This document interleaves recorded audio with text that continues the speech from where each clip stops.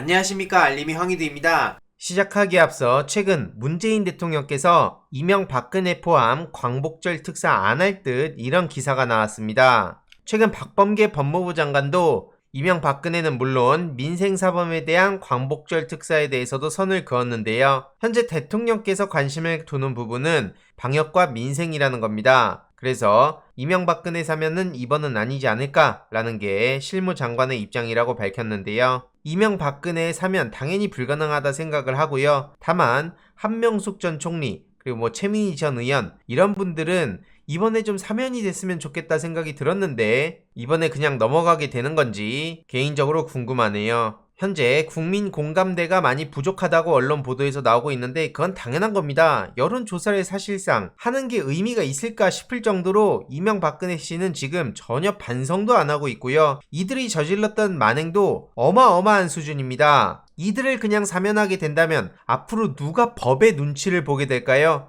그저 지금 윤석열 씨처럼 잘못을 저지르고도 대통령이 돼서 어떻게든 넘어가야겠다 이런 식으로 생각할 사람들이 한둘이겠습니까? 심지어 이명박근혜 씨는 지금 둘 다 갑자기 또 아프다는 그런 보도가 나오기 시작하는데 말 같지도 않은 꼼수라고 생각합니다. 이에 많은 시민들도 저 둘은 절대 사면 없어야 된다. 지금 병원에서 휴가 중이지 않냐? 사면 해줘도 그리고 고마움도 모를 사람들이다. 이런 식으로 사면 될 거 아니까 막무가내로 범죄 저지른 거 아니냐? 사면 없는 건 지극히 정상적이다. 이런 반응들이 이어지고 있습니다. 어제 최재형 씨가 무너져가는 대한민국 지켜만 볼 수 없다. 이런 식으로 문재인 정부를 비난하면서 대선 출마를 했지만 기자들한테 제대로 혼쭐 났다는 소식을 전해드린 바 있습니다. 앞으로 계속해서 논란이 터질 것으로 보이는데요. 전혀 준비도 안 된 사람이 그저 반문을 앞세우면서 문재인 정부에 심지어 뒤통수를 치고 저는 배신자가 돼서 감사원 흑역사를 남긴 사람인데 도대체 무슨 생각으로 저러는지 도무지 모르겠습니다. 게다가 제일 중요한 건 건국기초 이승만이 헌법 가치를 가장 잘 지킨 대통령이라는 아주 황당무계한 발언을 하지도 않았습니까? 이에 전우용 역사학자는 최재형 씨의 저런 발언을 두고 우리 헌법 전문에 대해서 얘기했습니다. 불의에 한거한 4.19 민주 이념을 계승한다고 명시되어 있는데 헌법에 따르면 이승만 정권은 불의라는 겁니다. 한마디로 헌법 가치와 정반대의 가치관을 가진 사람이 판사와 감사원장을 지낸 게 팩트죠. 게다가 지금 대통령 자리까지 넘보고 있는데 이건 우리 사회가 정말 깊이 반성해야 할 문제라는 겁니다. 이승만 정권 당시 반민특위 어떻게 해체당했습니까? 당시엔 국회의원도 그냥 무자비하게 털리던 게 현실입니다. 이런 사람이 헌법 가치를 잘 지켰다고요?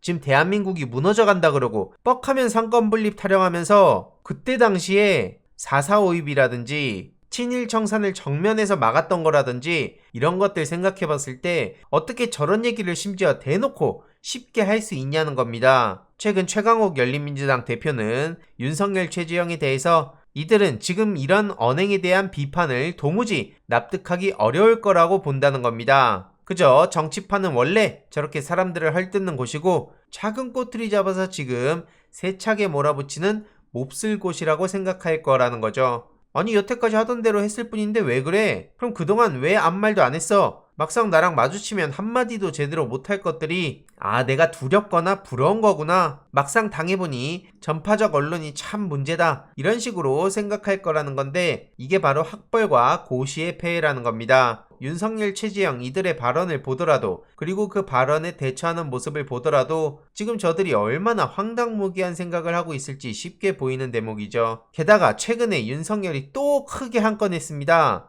최근 한 인터뷰에서 이런 식으로 일본에서도 후쿠시마 원전이 폭발한 건 아니다. 지진하고 해일이 있어서 피해가 컸지만 원전 자체가 붕괴된 건 아니다. 그러니까 방사능 유출은 기본적으로 안 됐다. 이런 식으로 아주 황당무계한 소리를 했습니다. 어떻게 정상적인 대선 후보라면 절대 입에 올릴 수도 없는 소리를 저렇게 당당하게 인터뷰에서 하는지 모르겠습니다. 앞서 최재형 씨 얘기도 했지만 진짜 이들은 전혀 다른 세상에서 전혀 동떨어진 생각을 하고 살아왔고 그러다가 지금 대선 후보로 나와가지고 제대로 하나하나 검증을 당하고 있는 상황인데 언론에서조차 이게 문제가 된다고 생각했는지 내용을 보면 사라져 있습니다. 원래 기존 언론 보도 앞서 보셨던 내용은 우리나라에 들어오는 원전이 체르노빌하고 다르다. 이 사이에 후쿠시마 원전 폭발한 거 아니고, 그러니까 방사능 유출은 기본적으로 안 됐다, 이 내용이 있었다는 겁니다. 그런데 언론에서도 문제가 된다고 생각했는지, 혹은 윤석열 측에서 이걸 조용히 내려달라고 얘기를 했는지, 어떤 맥락에서 이게 사라졌는지는 정확하게 제가 팩트를 알 수는 없지만, 중요한 팩트는 이게 사라졌다는 겁니다. 소리 소문 없이. 문제가 있으니까, 그리고 아주 심각한 논란에 휩싸이니까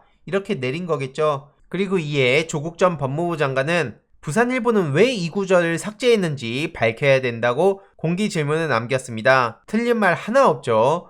왜 아무 일 없었던 듯이 저렇게 조용히 구절을 삭제한 걸까요? 너무나 이상하지 않습니까? 게다가 북한 지령 얘기까지 윤석열 씨 하고 있는데요. 조직적 간첩 활동 존재 드러나 이에 시민들이 어떤 반응을 보이겠습니까? 상식적으로. 최근에는 허벅지살이 많다 보니 지하철에서 오므린다, 이런 황당한 해명을 하기도 했는데요. 이런 품격, 지식도 없는 사람이 진짜 대통령이 될까 무섭다, 인성이 제로다, 이런 지적들이 계속해서 이어지고 있습니다. 게다가 40분이나 늦고 질문은 거절한 윤석열 씨가 또 비판을 받고 있는데요. 정치 문법이 미숙하다는 말도 안 되는 핑계를 대고 있는데 그냥 준비가 안 된 겁니다. 무슨 설명이 더 필요합니까? 게다가 캠프에 별도 공지 없이 40여 분을 늦었다고 하는데, 지난번에 학생들을 만났을 때도 저런 식으로 늦었죠. 그러면서 그냥 대충 넘어가려고 해서 또 비판을 받기도 했었는데, 계속 말씀드리지만 대선 후보가 특히 일정에 늦을 수 있습니다. 그런데 그 이후에 어떤 식으로 사과하고 재발 방지를 약속하는지가 중요한 건데요. 윤석열 씨한테선 그런 느낌이 전혀 들지 않습니다. 그래서 윤석열 씨한테 모자란 건 정치 문법이 아니라 애초에 인간에 대한 존중이라는 얘기가 나오고 있는 거죠. 게다가 최근에 윤석열 씨 측은 페미니즘 논쟁에 대해서 계속해서 이런저런 핑계만 대고 있어서 많은 비판을 받고 있는 상황이죠. 오죽하면 앵커가 표현을 자제해달라고 요청했는데도 윤석열 측 신지호 전 의원은 계속해서 윤석열 씨의 발언을 두둔하기도 했습니다. 이런 상황에 국민의힘 내부에서도 우려를 하고 있는 데다가 그냥 주위에서도 계속해서 윤석열 씨의 저런 발언에 대해서 우려의 목소리를 보내고 있는 겁니다. 윤석열 캠프의 헛발질이 계속해서 이어지고 있다는 증거이죠. 민주당에서는 1일 1망언이라고 비판을 하고 있는 상황이고요. 이걸 언론에서는 말실수라고 표현하고 있는데 저는 말실수라고 생각하지 않습니다. 본인의 소신과 가치관과 철학이 담긴 메시지를 어떻게 말실수라고 포장해 줄 수 있습니까? 그냥 저 사람의 애초에 뿌리 깊게 박힌 권위의식과 그냥 윤석열의 생각이라고 보는 거고요. 국민의힘도 여성 지지율이 급락했다, 이런 소식이 최근 전해지기도 했죠.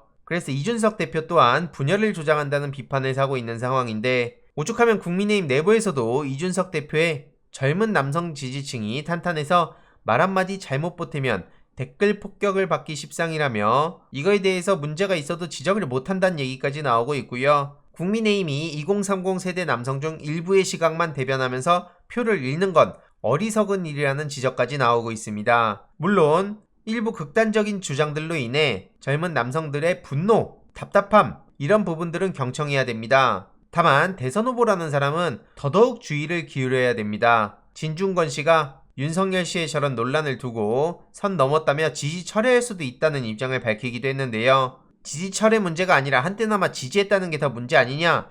조국 전 법무부 장관한테 사과는 했냐? 지지를 하든 철회를 하든 그게 언론 보도에 가치가 있냐? 이런 지적들이 이어지고 있는데, 중요한 건 최근 정철승 변호사가 진중권 씨를 고소하기로 결정했다는 소식을 전했습니다. 고 박원순 전 서울시장 관련해서 페이스북 포스팅을 문제 삼은 건데요. 이런 소식이 또 전해지자 개그를 해라, 이런 식으로 비아냥됐는데, 정철승 변호사는 진중권 씨는 변호사들이 가장 좋아하는 타입의 피고소인이다, 이런 반응을 보이고 있습니다. 이후로 상황이 어떻게 전개되는지 계속해서 소식 전해드리도록 하겠습니다. 이번 내용도 유익했다면 구독, 좋아요, 알림 설정, 멤버십 가입 정말 큰 힘이 된다는 점 말씀드리고 싶습니다. 이번 내용도 주위에 널리 공유 부탁드립니다.